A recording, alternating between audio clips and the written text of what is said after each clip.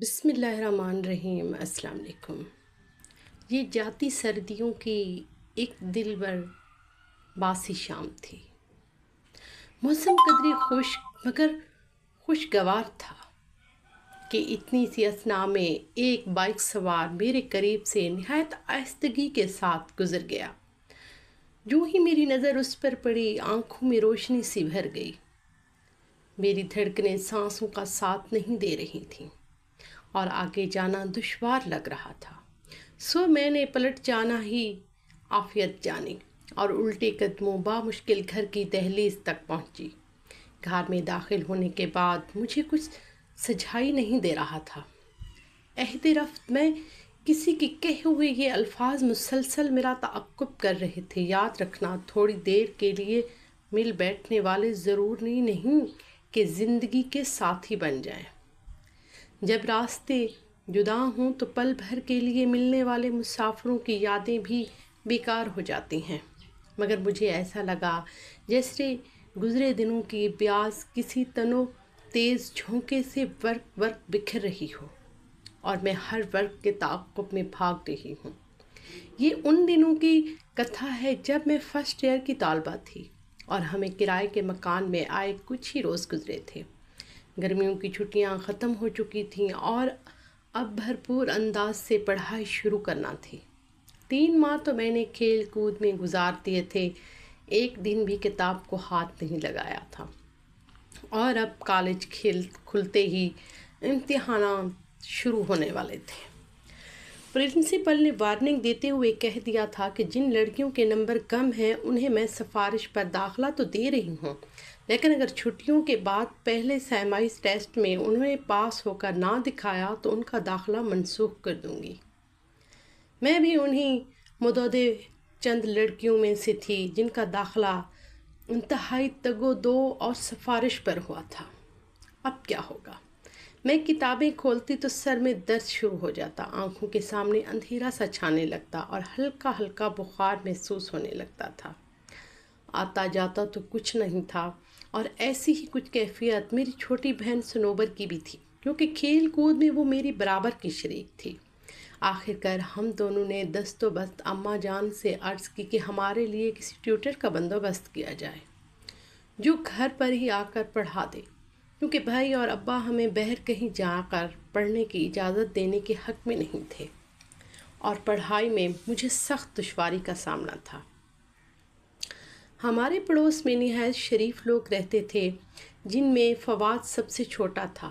میں نے فواد کا نام تو سن رکھا تھا، مگر یہ معلوم نہ تھا کہ وہ اتنی دل فریب شخصیت کا مالک ہوگا۔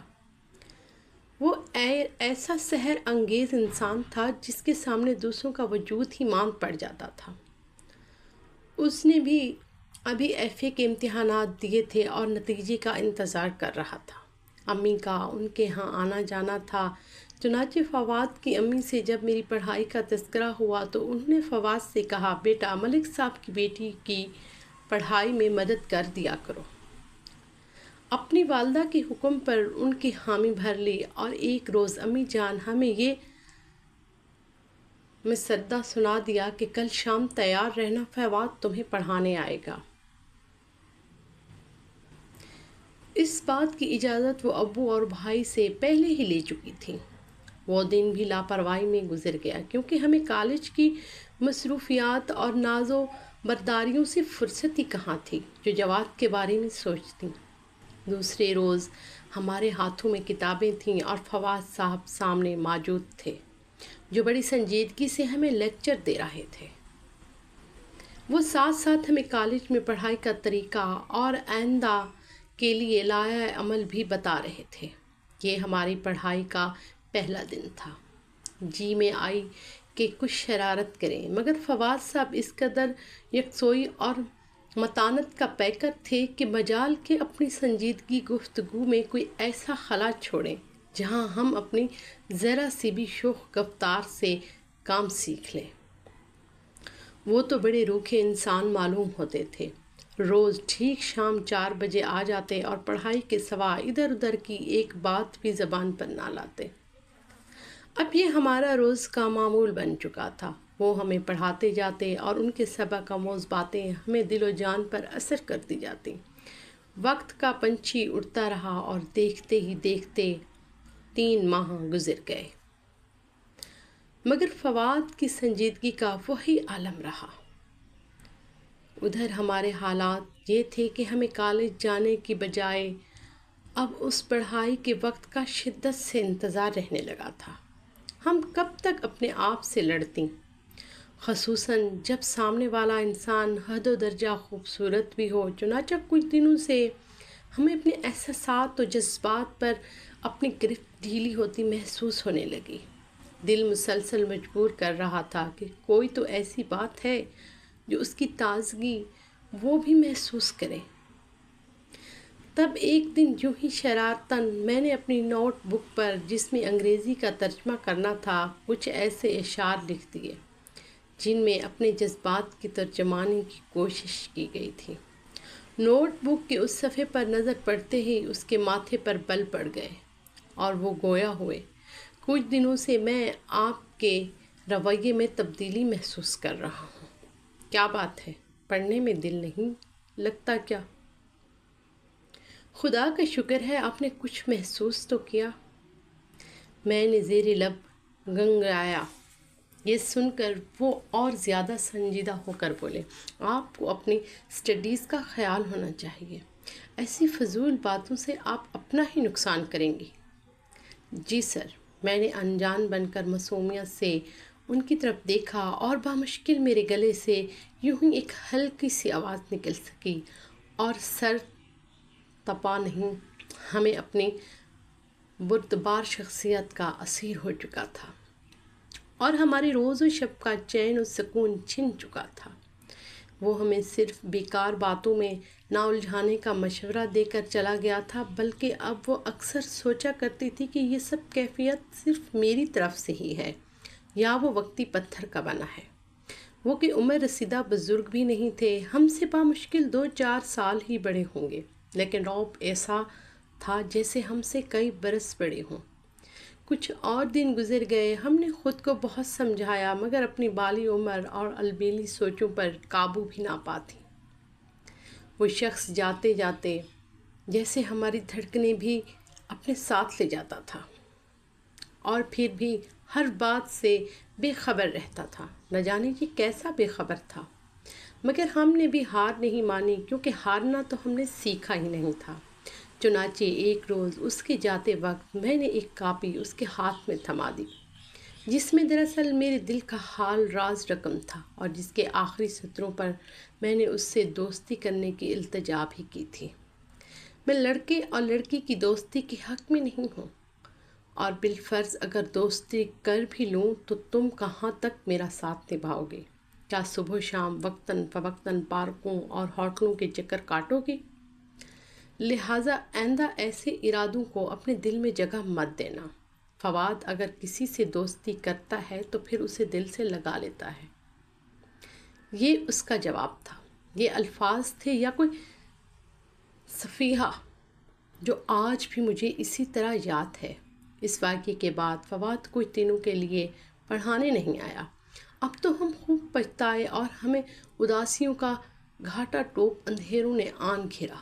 ہم ماہی بے آب کی طرح تڑپتے تھے اور کتابوں میں جی ہرگز نہیں لگتا تھا۔ اس قدر بے اطاعتی اور ایسی نحوجات خدا کسی کو نہ دکھائے۔ چنانچہ ہمارے مسلسل اصرار پر امی جان، جنہیں ہماری پڑھائی بہت عزیز تھی، دوبارہ ان کے گھر گئیں تو فواد نے وقت نہ ہونے کا بہانہ کر دیا، لیکن ہم نے بھی امی کا پیچھا نہ چھوڑا۔ لہٰذا اپنی والدہ کے حکم پر وہ ایک بار پھر ہمارے سامنے موجود تھا۔ ہمارے درمیان ایک سرد جنگ کا سما تھا۔ ہم نے نہایت باادب ہو کر گزارش کی، سر ہمیں معاف کر دیجیے اور خدا را ہمارے فائنل امتحانات تک ہمیں پڑھا دیجیے، شاید آپ کی موجودگی ہماری کامیابی کا زینہ بن جائے۔ فواد نے طنزیہ کہا، بیساکھیوں کے سہارے انسان چل تو سکتا ہے مگر دوڑ نہیں سکتا، یہ بات یاد رکھیے گا۔ بہرحال آپ کی ناکامی مجھے منظور نہیں۔ یوں پڑھائی تو ٹوٹا ہوا سلسلہ ایک بار پھر چل نکلا، لیکن اب वो काफ़ी बेतकल्लुफ़ और दिलेर हो चुका था। हमसे बात कर लिया करते थे। हमारे इम्तिहानात की तारीख़ आ चुकी थी। एक रोज़ पढ़ाते पढ़ाते वो यूं ही खोया हुए मेरा ग्रेजुएशन का रिज़ल्ट आ चुका है और अब मुझे MBA करना है, जिसमें मेरा दाखिला भी हो जाएगा। मुझे उम्मीद है कि खुदा आपको भी कामयाब करेगा। और हाँ देखो, ज़िंदगी में कभी परेशान नहीं होते और हमेशा मेहनत पर यकीन रखते हैं। ये अल्फाज सुनते ही आंसू मोतों की मानंद मेरी आंखों से बह निकले। मुझे आस पास के माहौल का कोई अदराक ना रहा और बेसाख्ता मेरी ज़बान से निकला, फवाद क्या मालूम हम आपको याद भी रहेंगे या नहीं। उन्होंने जवाब दिया, देखो भाई, एक तो ज़िंदगी में काम इतने होते हैं कि कोई किसी को याद नहीं रख सकता। फिर इतने सारे लोग ज़िंदगी में आते हैं और मिलते हैं, आदमी किस किस को कहाँ तक याद रखे। उन्होंने इतनी आसानी से ये सब कह दिया कि मैं बेइख्तियार रो पड़ी। उसके बाद फवाद हमसे जुदा हो गया और वो अपने बेहतर मुस्तकबिल और आला तालीम के लिए दूसरे शहर जा रहा था और हम बस देखते ही रह गए। उस रोज़ उसने हस्बे मामूल कुछ नसीहतें की और फिर एक कागज़ का टुकड़ा भी दिया जो बाद में मेरी तन्हाइयों में मुझसे अहम कलाम होता रहा। उस पर लिखा था, मैंने कड़ी शर्तें भुलाकर भी आखिर आपको अपना दोस्त मान ही लिया है। ये बंदा आपको हमेशा एक मुखलिस दोस्त की तरह ही मिलेगा। उसके बाद वो कभी ना आया। हम बहुत दिन उदास और परेशान रहे। कभी कभार हुआ कि दोष पर उसका कोई उड़ाती खबर मिल जाती तो दिल को वक्ती सा सुकून आ जाता। वक्त गुज़रता रहा और शिद्दत जज्बात पर वक्त की उदासी पड़ती रही। फिर वो दिन भी आ गया जब हमने किराए का वो मकान छोड़ दिया और उसी मोहल्ले में हमारा अपना ज़ाती घर तामीर हो गया। मेरे ग्रेजुएशन करने के बाद घर वालों ने मेरी शादी कर दी और अब मेरा एक बेटा भी था। उसी दौरान मुझे अपने आबाई घर जाने का इत्तफाक हुआ तो बातों बातों में फवाद का जिक्र चल निकला। पता चला कि वो MBA करने के बाद उसी शहर के एक आला इदारे में अच्छे ओहदे पर फैज़ हो चुका है। ये सब मालूम होने पर मैंने सोचा, फवाद तुम वाकई एक बहुत अच्छे इंसान थे। जबकि मैं तो उस वक्त नासमझी की उम्र में थी। अगर तुम मेरे इस नापुख्ता जहन में झूठी सच्ची मोहब्बत का फसाना बिठा देते तो ऐन मुमकिन था कि हम दोनों किसी गलत रविश पर भी चल निकलते और यूं हम दोनों का मुस्तकबिल तारीख हो जाता। इस तज़किरे को अभी दूसरा ही दिन था कि मुझे किसी काम से बाहर जाना पड़ा और फिर चंद कदम आगे ही दूर से मुझे मोटरसाइकिल पर फवाद आता दिखाई दिया। उसके कहे हुए पुराने अल्फाज मेरे कानों में गूंजने लगे और मेरी एक अजीब सी सहर अंगेज़ हालत हो गई कि हम जिसको दोस्त बनाते हैं फिर उसी से अपना दिल से लगा लेते हैं। मेरे गुजरे हुए जज्बों ने जब मुझे एक गहरी नज़र से देखा तो उसकी ये बात मुझे पानी पानी कर गई और मैंने खुदा का लाख लाख शुक्र अदा किया कि अगर मैं पागल थी भी तो वो पागल नहीं हुआ था।